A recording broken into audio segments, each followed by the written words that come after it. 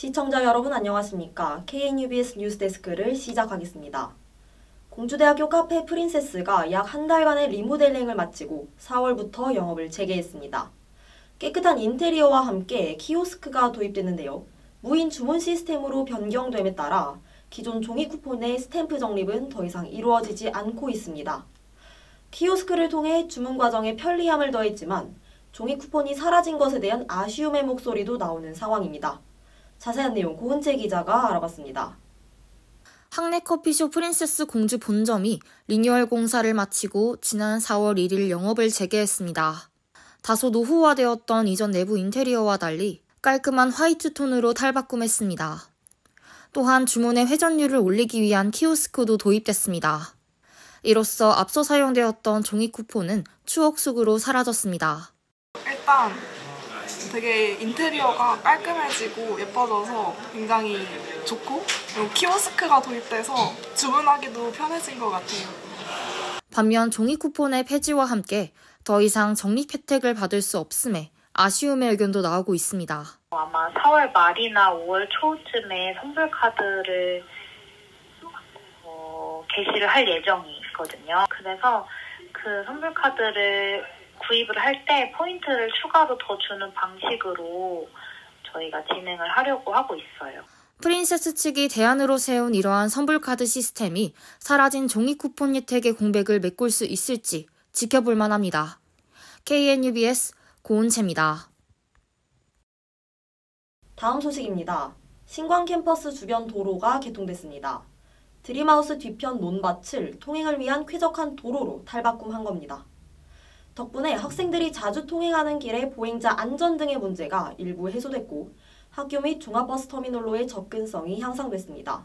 보도에 이유림 기자입니다. 공주대학교 중문과 대학로를 연결하는 도로가 개통됐습니다. 신관동 공주대학교 뒤 대로 3-5 도시계획도로 개설 사업은 2022년 1월에 착공한 공사로 지난 4월 5일부터 임시 개통됐습니다. 현재 4차로는 모두 개방됐으나 작은 공사들이 마무리 중인 상태이며 5월 중 최종 준공됩니다. 한편 2022년 12월 착공한 탐마트 옆 주차타워는 오는 9월 30일자로 준공될 예정입니다. 도로 개통으로 학교, 대학로, 버스터미널로의 접근성이 향상되어 학생들의 편리성이 높아질 것으로 보입니다. KNUBS 이유리입니다.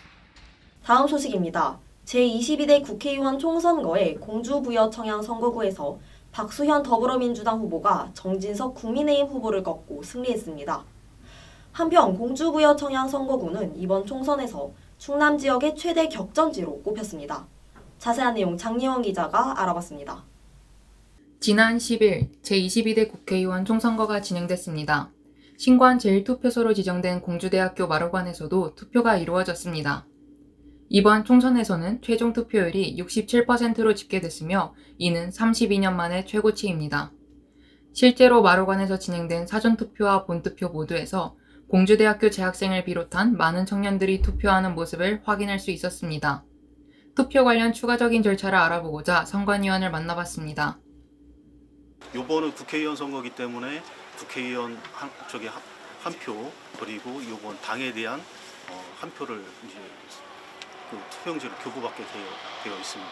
지금 이제 그거에 대한 이제 그 투표가 공정하게 이루어지고 있는지에 대해서 우리뿐만 아니라 이제 참가인들이 각 당에서 추천한 참가인들이 투개표에 대한 사항을 이제 참관하게 되어 있습니다.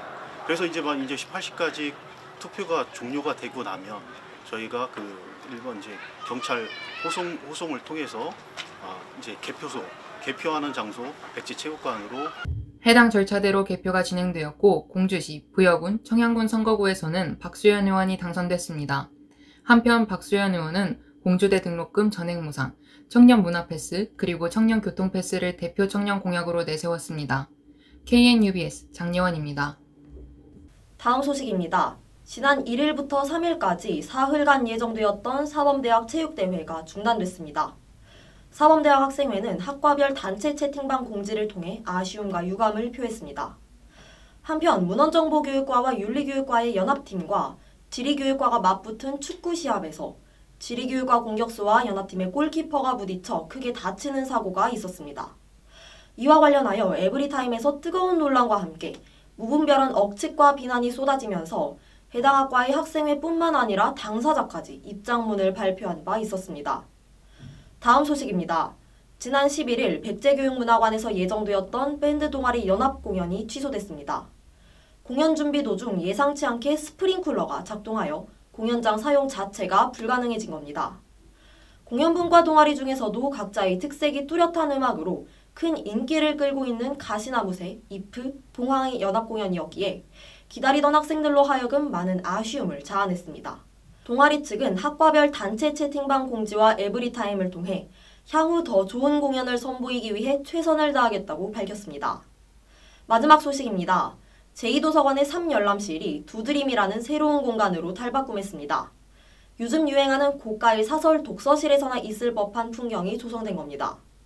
기존의 단조로운 분위기의 열람실을 넓고 쾌적한 공간으로 리모델링하고 1인용인 캐럴석과 일반 좌석으로 구성하여 좌석 유형 선택의 폭을 넓혔습니다. 특히 중간고사 기간에 맞추어 오픈하여 학생들이 적극적으로 이용할 수 있도록 유도했습니다. 두드림은 24시간 운영하며 클리커 어플을 통해 좌석 배정이 가능합니다. 오늘 준비한 소식은 여기까지입니다. 저희들은 공주대학교의 발전과 학우 여러분의 알 권리 보장을 위해 계속해서 최선을 다하겠습니다. KNUBS 뉴스데스크 마칩니다. 고맙습니다.